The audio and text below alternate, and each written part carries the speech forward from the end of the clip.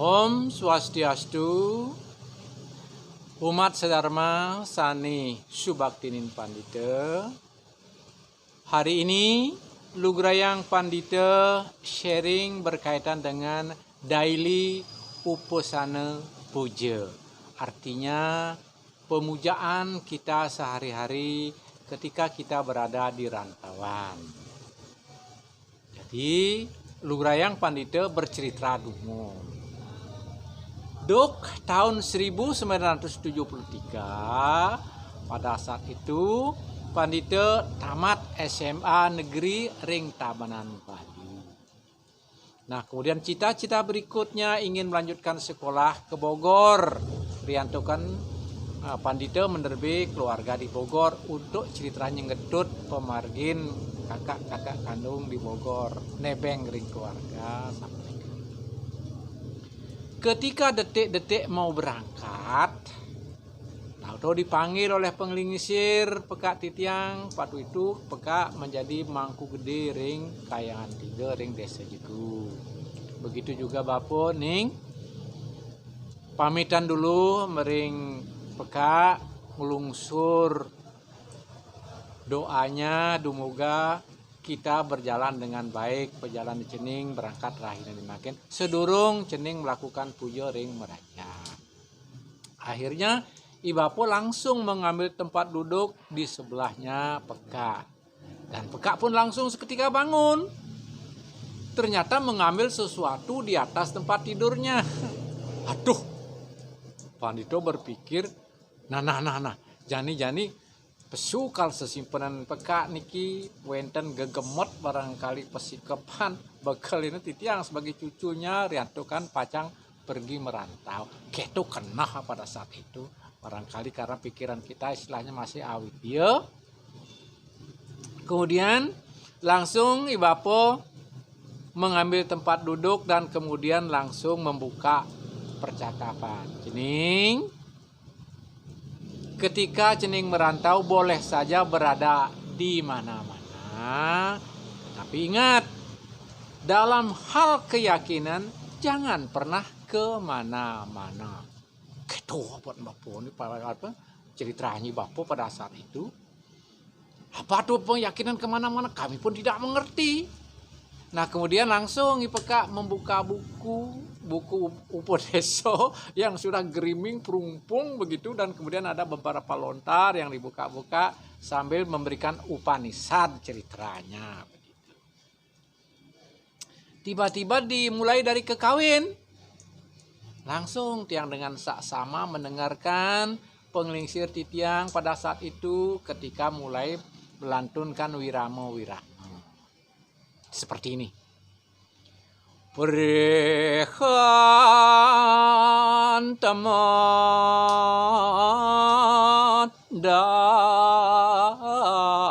darmo dumaranang sarat. Lanjut lagi. Seragosang sadu sira ketutana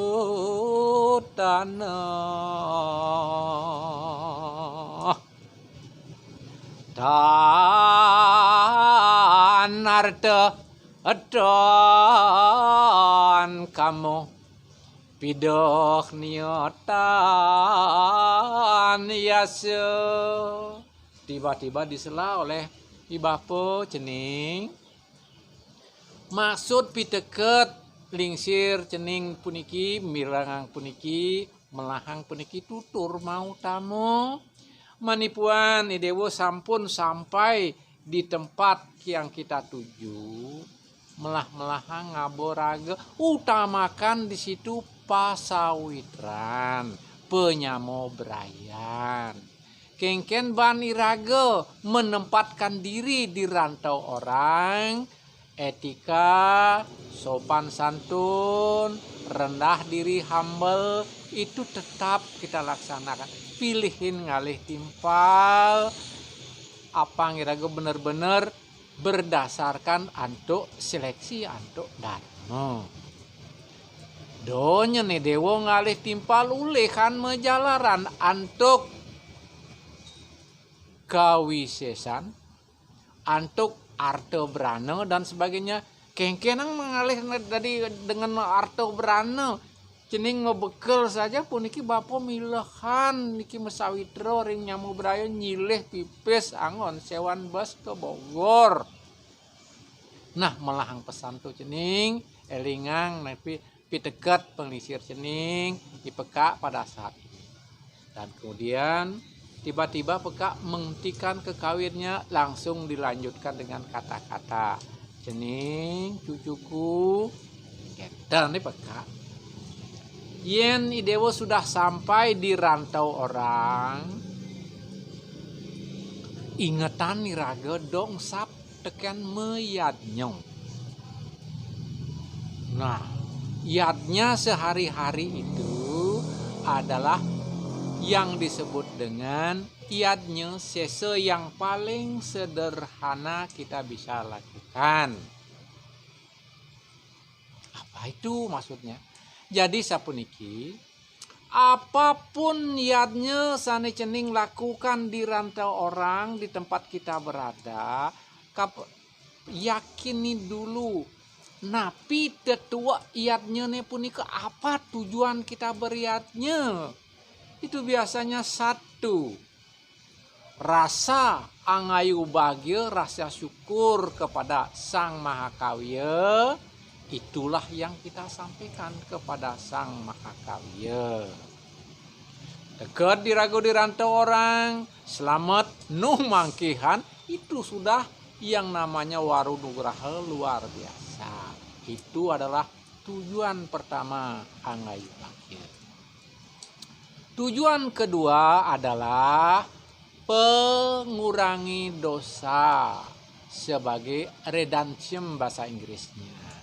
Artinya ketika kita melakukan aktivitas sudah pasti tidak sengaja kita banyak sekali dosa-dosa yang kita lakukan. Ani singenah kal bakat keinjak. Berkata-kata barangkali ada yang akan tersinggung dengan ucapan kita. Begitu aktivitas ada yang kesenggol dan sebagainya. Itu sudah jelas dosa. Walaupun kita sebenarnya tidak sengaja itu juga dosa. Nah dengan ada yayatnya itu kita mengurangi, menetralisir artinya dosa-dosa yang kita perbuat. Yang ketiga adalah sebagai penyucian diri. Ketika kita melakukan sesuatu, kita dapat imbalan, tentunya kita harus ada feedbacknya kepada asal muasal daripada apa yang kita dapatkan. Dari mana merto itu kita dapatkan, dari mana rezeki itu kita dapatkan, tidak lain berasal dari Panca Maha Buddha. Yang notabene itu Sang Maha Kawya lah yang merupakan asal sumbernya. Apa yang dimaksudkan dengan Panca Maha Buddha? Sekaligus ketika kita melihatnya, di mana itu tempatnya, kan begitu. Nah, satu yang disebut dengan Ibu Pertiwi, sumber dari segala semacam sarwa prani hirang titangkara termasuk temuwuh puniki, itulah sumbernya adalah Ibu Pertiwi. Lakukanlah yadnya di tanah tempatnya halaman rumah atau pintu masuk ketika kita memasuki halaman rumah. Itu pertama. Yang kedua adalah apa atau air. 65% bagian hidup kita terdiri pada air. Maka dari itu kita bersyukur kepada Hyang Wisnu sedang memberikan air. Di mana tempatnya? Tiada lain adalah di sumber air, bisa itu di sumur ataupun di pancuran ataupun barangkali di keran. Disitulah kita mengaturkan niatnya yang kedua. Yang ketiga itu adalah panas, energi tejo yang tidak lain bermula dari api. Api itu di mana? Yang Brahma adanya di dapur sebagai penglebur sahananing male dan memasak segala hidangan yang kita lakukan di dapurlah tempatnya. Jadi yang ketiga tadi kita melakukan ianya di dapur. Yang keempat, maring bayu. Bayu itu angin, angin itu energi. Energi itu bisa berasal dari makanan. Kita lakukan niatnya itu di tempat makanan, bisa di tempat penyimpanan beras atau di Bali disebut dengan pulu. Dan yang terakhir, yang kelima, itu di akase. Tempatnya di mana? Nah, yening cening sudah ngelah pelangkiran atau barangkali sampun mersidayang membangun pelinggih, disitulah tempatnya rasa angayu bahagia kita sampaikan kepada Sang Maha Pencipta. Bagaimana caranya? Apa yang kita aturkan kan itu sekarang? Persembahkanlah apa yang kita makan, itulah yang kita persembahkan. Kapan waktunya? Lebih tepat waktunya ketika kita selesai memasak di dapur sebelum kita menikmati hidangan. Seperti itulah yang kita lakukan. Jadi di sini disebutkan, dalam Bhagavad Gita disebutkan bagi mereka yang memakan hasilnya tanpa mempersembahkan dulu kepada Sang Maha Pencipta, itu sama halnya seperti maling. Mau nggak disebut maling? Maka dari itu lakukanlah persembahan sebelum kita menyantap apa yang akan kita santap tadi. Dan kemudian apa yang kita persembahkan tadi? Nah, contoh-contohnya bisa dilihat seperti ini. Nah, ini berupa ada nasi, kemudian lauk pauk sekedarnya, dan termasuk tangkih seperti ini. Kemudian ada airnya bisa seperti begini. Karena dalam sumber sastranya seperti ini. Patram puspam palam doya. Haturkanlah kepadaku sebiji buah, setangkai bunga, sehelai daun, kemudian seteguk air, dan jangan lupa api sebagai upasaksi. Letakkan haturan persembahan kita tadi pada 5 tempat yang sampun pandita sampaikan. Kemudian setelah begitu pegang dupa sambil menghaturkan kata-kata, jangan sulit-sulit, bahasa ibu saja yang kita sampaikan. Daripada mantra lupa nanti belum tentu tahu artinya. Bahasa ibu saja kita sampaikan apa tujuan kita tadi bayatnya dan sebagainya. Dan jangan lupa ayaban setelah ucapan kita selesai. Dan terakhir Ketsiratang Tirta sebagai penguntat atur tadi. Selesai pamit politik. Nah, itulah yang harus kita lakukan ketika kita melakukan yatnya sesya tadi. Jadi sekaligus di sini Pandita sampaikan memang banyak sekali referensi-referensi yang ada.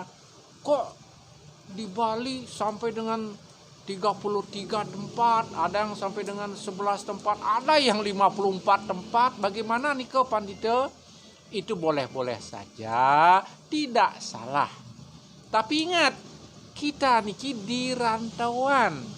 Waktu itu kita berkejar-kejaran, jam 5 kita sudah bangun dan kemudian menyiapkan di dapur dan sebagainya. Belum lagi macet di jalan. Lakukanlah yang simple saja. Jadi kalau yang simple kita bisa lakukan, kenapa harus memilih yang rumit-rumit? Nah, kemudian ada lagi pertanyaan. Pandita, empu, tiang jauh dari Bali, sing ada nasi, sing ada lauk pauk, sing ada apa tuh orang tiang? Nah, pisahnya aja Gus.